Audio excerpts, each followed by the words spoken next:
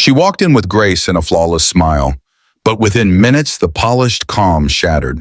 By the time the interview ended, millions would be questioning who truly lost control. They booked her for a simple morning chat. But what unfolded between Meghan Markle and Michael Strahan wasn't just a PR disaster. It became the most talked about moment in morning television history. The Good Morning America studio was humming with its usual pre-show energy. Makeup artists rushed between stations, production assistants whispered into headsets, and the scent of fresh coffee mingled with the faint buzz of tension that always preceded a live segment. Michael Strahan, the ever-composed host with years of media experience, sat calmly in the green room reviewing the morning's rundown. He had interviewed everyone from world leaders to award-winning actors, but today's guest had stirred a different kind of buzz. Meghan Markle, the former Duchess of Sussex, actress, humanitarian, and now headline maker, was here for a special live segment. Officially, it was supposed to be about her latest philanthropic initiative and a new wellness documentary. Unofficially, the producers knew this interview could veer into unpredictable terrain. Meghan had been in the headlines constantly, her Netflix specials, royal drama, and persistent rumors about her marriage. Still, Michael had no plans to ambush her. That wasn't his style. Meghan arrived early. She was poised, polite, dressed in an elegant ivory pantsuit that struck the perfect balance between royal decorum and Hollywood chic. She greeted the crew graciously, complimented the flowers on set, and even cracked a joke with one of the producers. But beneath the surface, behind the smile and effortless posture, there was a glint of something else, something unreadable. At precisely 8:17 a.m., the red light above camera 3 blinked on. The show was live. Michael flashed his signature smile. Good morning, America. We have a very special guest with us today. Meghan Markle is here to talk about her latest work, her new documentary, and of course, life beyond the spotlight. Meghan, welcome back to the show. Thank you, Michael. It's always a pleasure, she said smoothly, her voice calm, rehearsed, and unwavering. The first 5 minutes rolled on like clockwork. They talked about the wellness series, motherhood, community work, safe ground, and Meghan answered with polish and poise, sprinkling in buzzwords like authenticity, healing, and growth. But then Michael made a subtle pivot. So Meghan, he began gently, you've worn many hats, actress, activist, member of the royal family. But I'm curious, when you look back at your acting career, how do you see it now? Did it prepare you for the public scrutiny that came later? For a heartbeat, Meghan's face didn't change. Then her eyes narrowed just slightly. Well, I think it's reductive to focus on my acting when there's so much more to who I am now, Michael. Michael nodded. Of course. But don't you think those earlier roles shaped how people perceive you today? Meghan let out a short, clipped laugh. Perception is an interesting thing. People tend to believe what they're told, especially by the media. There was a subtle chill in her tone now. The control room picked up on it immediately. One of the producers whispered, into her headset. Michael, still composed, leaned in. Fair point. Though I'd argue interviews like this are our way of letting people hear directly from you. Meghan's smile faltered for just a second. I suppose, if the questions are thoughtful. A quiet silence pulsed between them, just long enough for viewers at home to notice. But Michael wasn't new to tension. He pressed on, flipping to the next card. You know, there's been a lot of speculation about your relationship with the press. Some say it played a part in the breakdown between you and the royal family. Looking back, would you say that's fair? There it was, the line that cracked her smile. Meghan leaned back in her chair, crossing her legs deliberately. That's an oversimplification. I left because I wanted peace. Because I wanted my children to grow up in a space where their mother isn't dissected on national television. Ironically, here I am again. Michael raised an eyebrow. And yet you've chosen to be very public since then. Documentaries, podcasts, interviews like this one. Some might say you stepped out of one spotlight only to create another. The air in the studio thickened. Meghan responded with an icy smirk. Are you suggesting that speaking on my own terms is somehow equivalent to being hounded by tabloids? Not at all, Michael said calmly. Just pointing out that the transition wasn't exactly a retreat from attention. Now the camera zoomed in slightly. The tension had become part of the segment. But unlike tabloids, Meghan replied sharply, I get to choose the narrative. I think that's something you might not understand unless you've lived it. Michael remained unfazed. I'd argue that as someone who's worked in both journalism and professional sports, I understand the pressure of public perception better than most. The moment hung there, two professionals locked in a silent contest of control. Michael changed tack, keeping his tone even.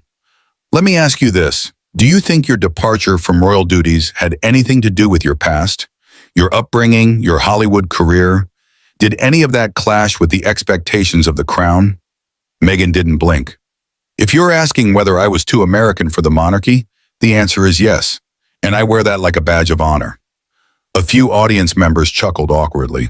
Michael smiled politely, but his eyes studied her closely. And has that cultural clash affected your current relationship? With Prince Harry, for example? Meghan's tone shifted again, now colder, sharper. My marriage is not a topic for public entertainment, Michael. I came here to discuss serious work, not indulge tabloid fantasies. No disrespect meant, Michael said. But people are curious. You two have been icons of change, and part of that story is how you support each other through it. Icons, Meghan repeated amused, or targets. There was no humor in her voice. The studio had gone unusually quiet, crew members frozen, waiting for the next shoe to drop. Michael kept his voice steady. I suppose it depends on who you ask. Some say you've reshaped public narratives. Others believe you've blurred the lines between privacy and publicity. And some, Meghan said flatly, simply like to hear themselves talk. Boom. A jolt ran through the control room. The producer stood up. Did she just say that? Michael didn't flinch. He leaned back with a thoughtful nod. Well, I hope I'm asking questions our viewers care about. And I hope they care about things that matter, Meghan retorted, folding her arms. Like mental health, education, and equity. Not whether or not my marriage is tabloid-worthy. Michael's smile was tight, controlled. So let's dig into that then, if you're open to it. The battle lines were now drawn, civil but unmistakably sharp. The temperature on set had shifted, and it wasn't done rising yet. The air inside the Good Morning America studio was noticeably heavier now. Michael Strahan shifted in his seat, the practiced polish of a seasoned broadcaster still on his face. But in his eyes, there was something colder. Not anger, not annoyance. Something far more dangerous for live TV, resolve. Meghan's posture had changed too. She no longer leaned forward or flashed that carefully curated public grin. Now she sat back, relaxed, almost smug. Her fingers toyed with the corner of a cue card on the side table like she owned the set. Michael cleared his throat, his voice calm. Meghan, I appreciate your candid thoughts on the media, but let's pivot slightly. Something a lot of viewers are curious about. Your transition from acting into royal life. Do you feel Hollywood prepared you for Buckingham Palace? For a moment, Meghan blinked, like she wasn't expecting it to come this soon. Then the smile returned, but colder this time. You mean, do I think playing a paralegal on Suits helped me sit next to the Queen? No, Michael, I wouldn't say it was preparation. That's a rather silly comparison, don't you think? Michael held her gaze. Not at all.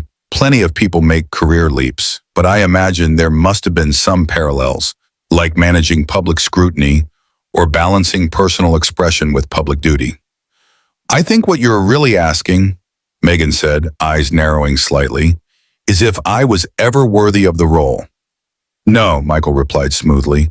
I'm asking if your previous experiences helped or hurt the transition, and whether you feel you were prepared. Meghan chuckled, a sharp, joyless sound. Prepared for a family that thought I was a prop in their historical drama? Let's just say no script could have prepped me for that. Behind the cameras, producers began shifting. The director mouthed, let it play. They knew what this was becoming. Viral gold. Michael turned a page in his notes. Let's talk about the decision to step back from royal duties. There's been speculation that tensions weren't just with the press, but within the palace itself. Meghan's expression shifted again. Oh, here we go, she muttered under her breath. Michael raised a brow but continued. There were reports, unconfirmed of course, that some of those tensions involved your own behavior. That perhaps some people felt you weren't interested in adapting to the institution. A pause, a sharp inhale from someone off camera. Meghan didn't blink. And I suppose you're quoting those mysterious palace insiders, right? The ones who never show their faces but always have plenty to say. Michael didn't respond. The silence was his move now. Meghan's voice dropped. Look, I know it's easy to paint me as the difficult one. People love that narrative, especially when it involves a woman, especially a woman of color. But let me ask you something, Michael. Would you be asking these same questions if your guest were a man who had married into the monarchy? Michael's face remained perfectly still. I ask every guest the questions the public wants answers to. That's my job. And yet, Meghan said with a condescending smile, you keep circling the same implication. That somehow I caused my own problems. Michael flipped his cards slowly. Is that not a possibility? Meghan's smirk faded. I think we both know what kind of interview this really is, she said, her tone now icy. You're not here to learn about me. You're here to chip away at me, politely, of course, with a smile. But a chisel is still a chisel. Michael nodded slightly. I respect your point of view, but let me ask one more question. Just one. Meghan's arms crossed. Go on. Your relationship with Prince Harry, Michael began, choosing his words with surgical precision. Some tabloids have reported recent tension, separate travels, public disagreements. Care to comment? Meghan laughed aloud this time. I'd prefer not to entertain tabloid trash, Michael. If your questions are going to be based on supermarket headlines, perhaps you should be the one playing a paralegal. That one hit. A few staffers behind the scenes winced. Michael blinked once, and then he smiled. It wasn't his TV smile. It was the kind of smile that said, now you've shown the world who you really are. I ask about your marriage because your audience, the people who supported you, who rallied for you, are wondering if everything's okay. And if you don't want to answer, that's your right. But insulting the question doesn't make it go away. Meghan adjusted in her seat, suddenly less comfortable. You know, she said, voice lower now, it's funny how people like to pretend they're being respectful while slipping in subtle digs. You've got it down to an art form, Michael. And you've perfected the art of avoiding accountability, he replied, still calm. I am. Silence. The director held the cut signal, his hand frozen. Michael turned once more to his notes. Let's talk about your production company. Are you planning to focus more on documentaries or scripted content? But Meghan didn't answer. She sat there, arms folded, eyes locked on him like a chess player who just realized she's 5 moves away from checkmate. Michael let the silence stretch. Meghan, he prompted gently. She blinked once and the mask slipped ever so slightly. I think, she said slowly, we should wrap this up. Michael nodded, if that's your choice. But everyone in the studio could feel it. This wasn't over, not by a long shot. She thought she could control the conversation. But the room shifted, the charm cracked. And now, with her composure slipping and Strahan not backing down, the tension reached a boiling point. What happened next had producers scrambling and viewers speechless. There was a dense, charged quiet in the Good Morning America studio as Meghan Markle crossed her legs and angled her body slightly away from Michael Strahan. It was subtle, but the signal was unmistakable. The gloves were off. Michael sat perfectly still, the cue cards now idle in his hand. He didn't need them anymore. Before we close, he said calmly, there's one more thing the audience has been buzzing about. Your recent public comments about the monarchy, especially calling it, quote, a dusty institution built on outdated ideals. Meghan tilted her head, eyes narrowing slightly. Is that really how you want to end this, Michael? You said it, he replied, unflinching. I'm asking if you still stand by it. I said what needed to be said, she replied coolly. Not everyone has the courage to speak out when something is wrong.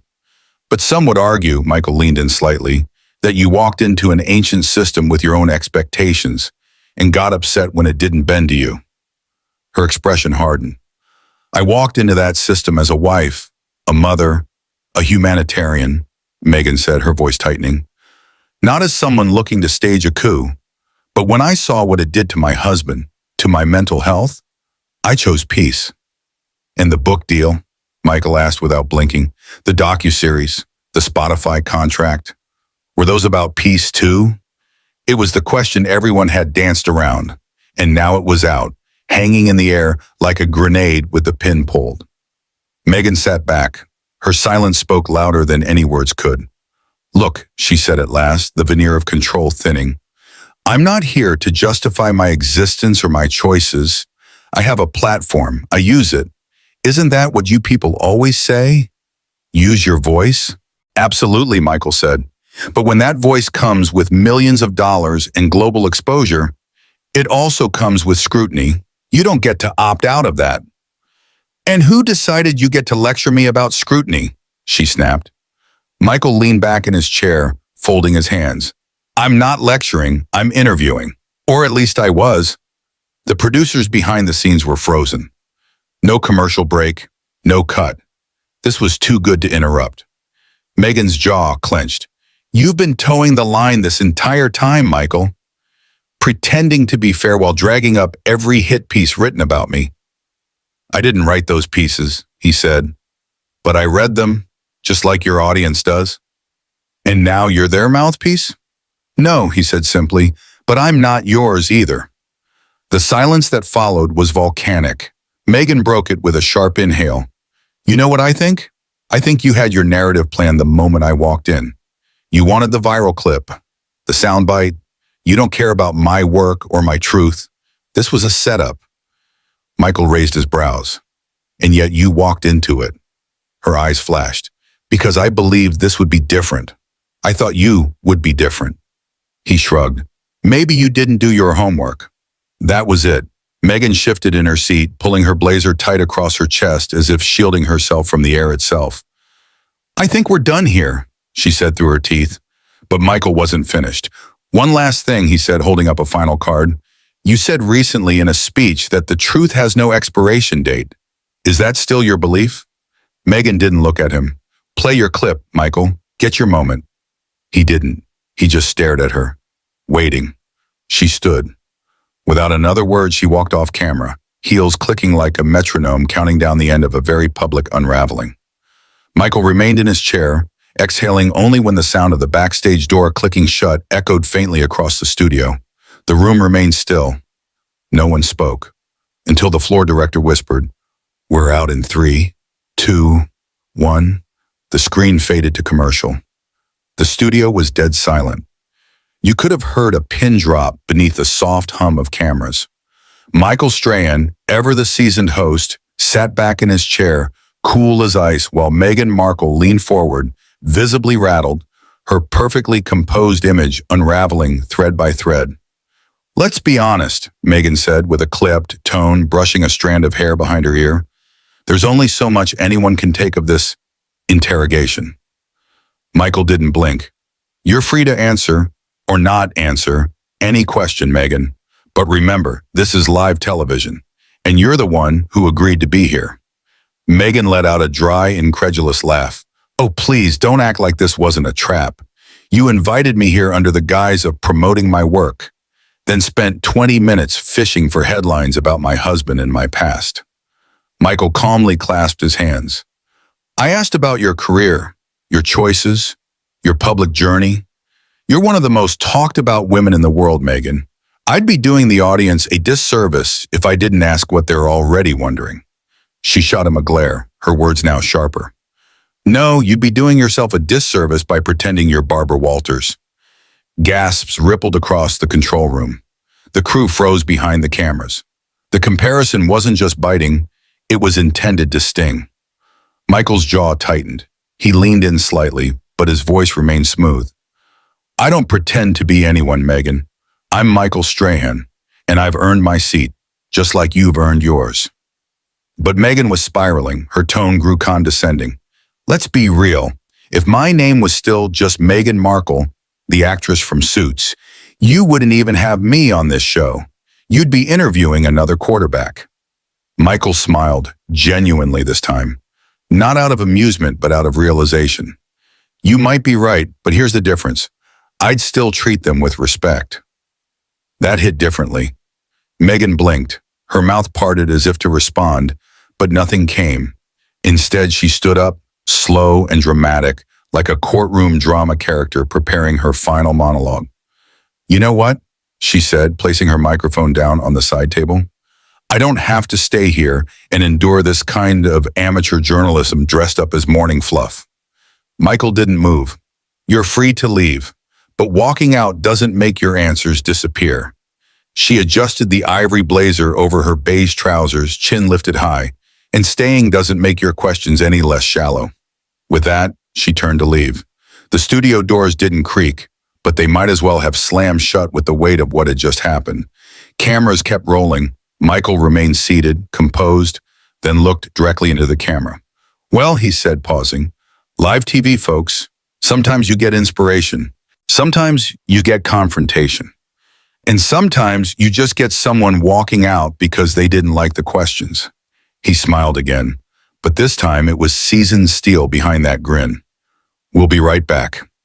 The screen faded to commercial, but the clip would not.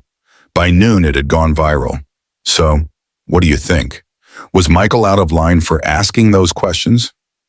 Or was Meghan too defensive for her own good? Let us know in the comments below. And if you want more real, raw, and dramatic celebrity interviews gone wrong, don't forget to like this video and subscribe to Eco Stories. Because sometimes the most shocking moments are the ones that were never in the script.